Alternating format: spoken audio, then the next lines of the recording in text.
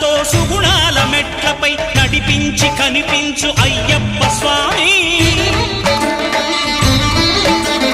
మకర సంక్రాంతి సజ్జోతివై అరుదెంచి మహిమలను చూపించు మణికంఠ స్వామి.